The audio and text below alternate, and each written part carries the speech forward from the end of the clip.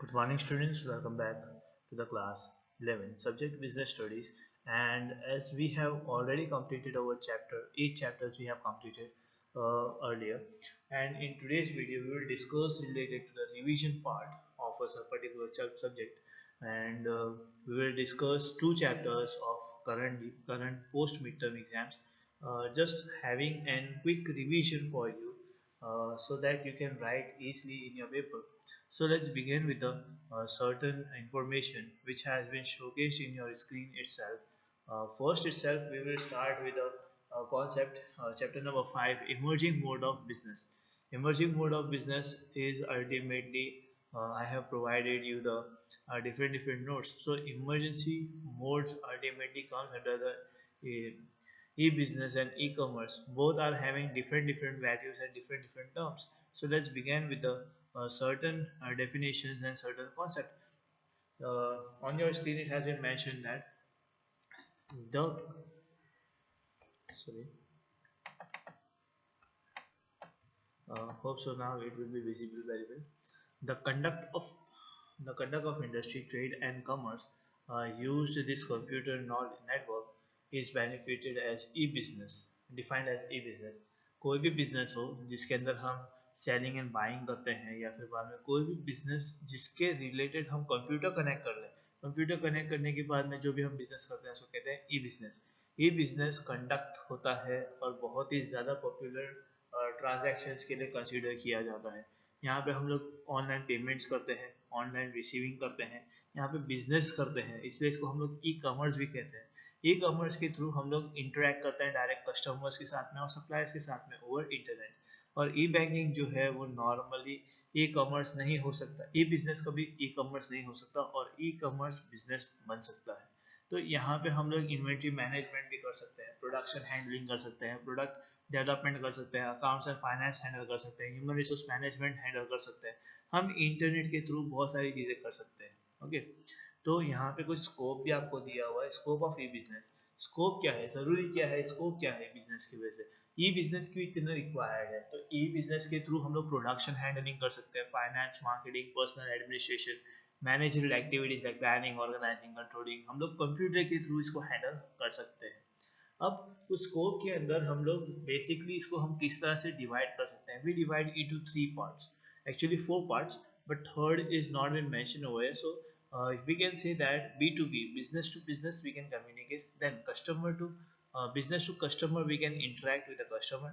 Intra B or a firm internal process, we can do that, and then we can go with customer to customer transactions also.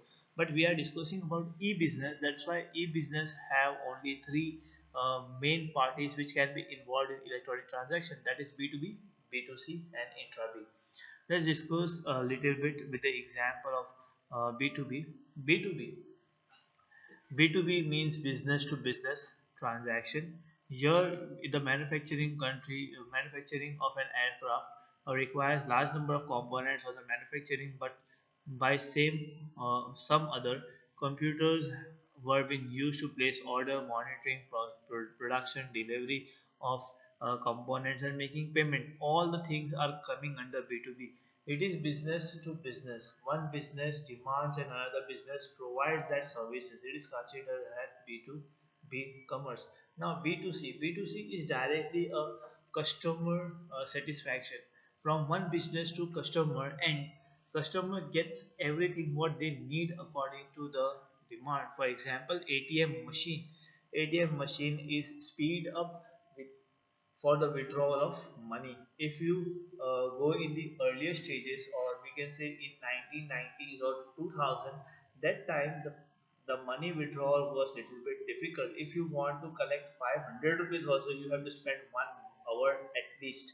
Now it is very easy. You have to go in the ATM machine. If you want 500 rupees, just swipe it and you will easily receive. It is considered as business to customer.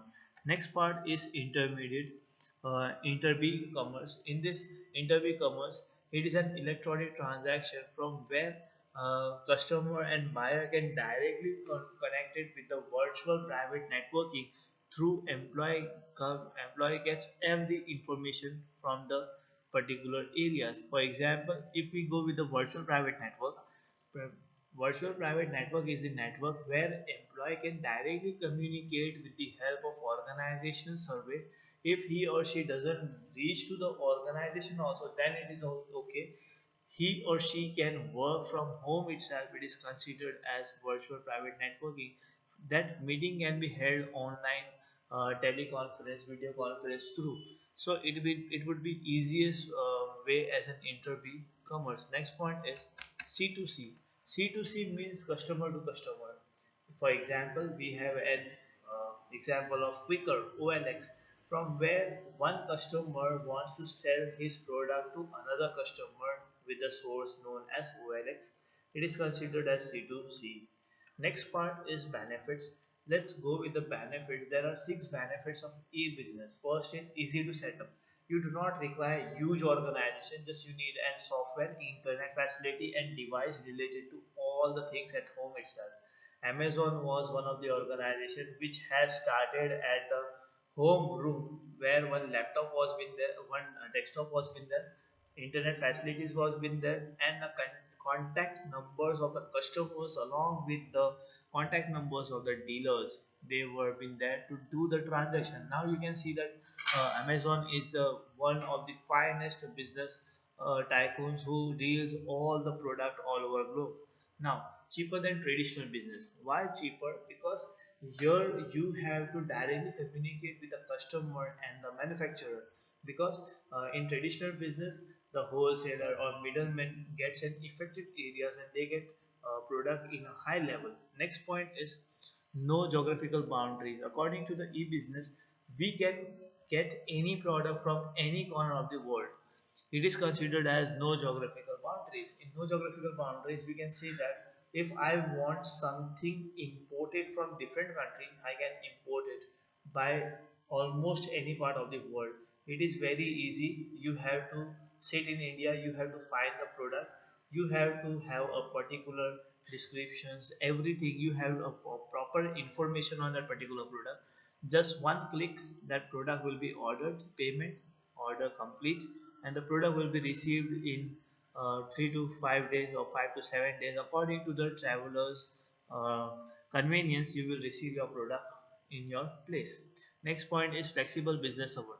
E-business is ultimately having no time barrier because we can use internet at any time, 24 by 7, anywhere we can use our business. Next point is speed and efficiency. Here we can say that internet facilities on real time, it is very faster than usual and it is cheaper than the other sources. As human workers are working in the business, we have to pay the money, but in internet we do not have an physical human work, just one computer, one information, one web page, that is enough to earn more.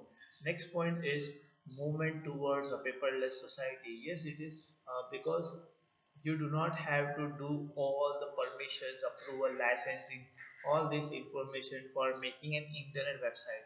Just you have to pay the amount, you have to just register your organization on internet and reduce the burden on the organization. This will help ultimately an organization to move forward and effectively.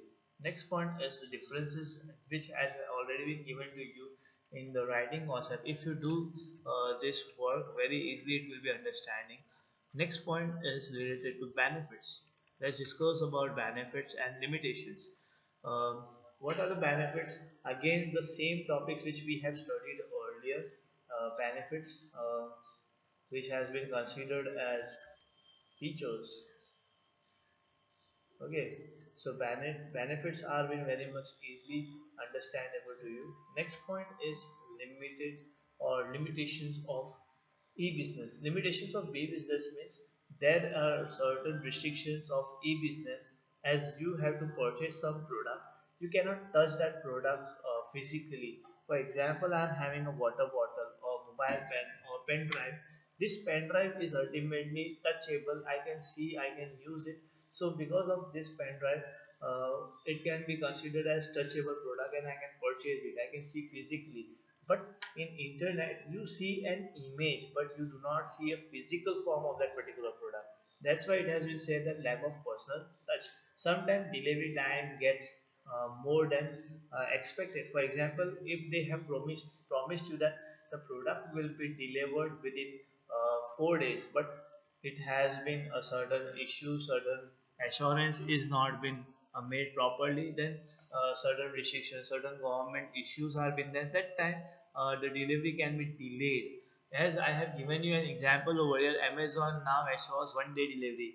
If you order morning at uh, you order morning in the beginning of 8 o'clock or 10 o'clock, under 10 o'clock, if you order the product on Amazon, on the same day by evening it will be provided to you. It is considered as delivery time schemes. Next point is security issue. There may be a scam on online transactions. Sometimes the hacker use your credit cards on behalf of you. If you have provided the details to them, the security and integrity issues are being common right now. The scammers are very high in our country also and all over globe. Hackers are the ones who can tackle any technical issues very easily. They can crack your debit card, credit card if you provide the numbers also, PIN number also. Next point is need for a technological capacity and competent of parties of e-business. As we know that many technologies or digital technologies are familiar and non familiar. Sometimes the person who are literate, they are familiar, but some people do not get an education. They do not know how to access the particular e-business. There are been many problems related to digital technology. Next point is ethical fallout. If you do not use your website properly, or company keep an eye keep an eye on your personal information, computer files can be taken over, your email address can be looked out by the particular organization, which website you have visited, all the things can be looked out by the internet world. Next point is online transaction. Online transaction requires different three stages. These stages are pre-purchase, then purchase, and then delivery stage. Just be considered with the how these online transactions are occurred. Online transactions has three stages. One is pre-purchase, then purchase, and then delivery stage. These stages are having certain requirements. The first thing is process of online trading. First thing is registration. You have to register with the organization, a particular website or particular shopping institute from where you have to give an email ID and password you have to take care. So if you purchase something from that organization, you need to provide a password. Then you have to place an order. So while placing an order, you have to select the product and it has to be gone in the shopping cart. And then you have a different modes of payment. If you select the buy, it will be in checkout process. Next point is payment. Your payment can be made very easily. The payment can be in five different ways. One is cash on delivery. The product is at your home. You have to just pay the amount. Next is by check. Now check is been cancelled because check is not acceptable by any online shopping businessmen, because check can be bounced. The person can be suffered. So that's why check has been neglected right now. Now next part is net banking. This is one of the most famous concept right now in the modern world of modern banking technologies. Net banking can be very much secured right now.